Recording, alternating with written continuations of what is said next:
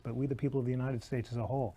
And then you call our attention to the importance of text. And you say if a particular right or value or power is not explicitly enumerated in the Constitution, then we shouldn't invoke it. And you talked about capitalism and abortion. Of course, it's a very contested question because on the other side, pro-life people say because the word privacy doesn't appear in the Constitution, then there's no right to reproductive choice.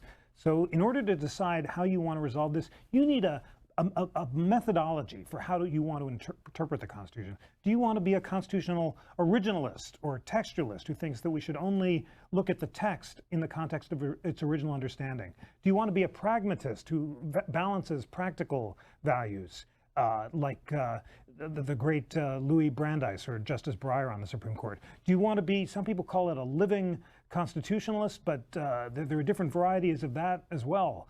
Do you think that there are certain natural rights that come from God or nature rather than government, as Justice Kennedy did when he enforced a broad notion of liberty? So all I'm urging you to do, you say you don't know a lot about the Constitution. I don't either, and I study it for a living. There's so much to learn every day, and it's so important to pick a clause, to read it, and to educate yourself. But what I would love you to do, if you're inspired to do that, is to choose a constitutional methodology, because that'll help you separate your political from your constitutional views and be moved to interpret the Constitution in a way that is consistent with your view of how we the people meant it to be interpreted, rather than being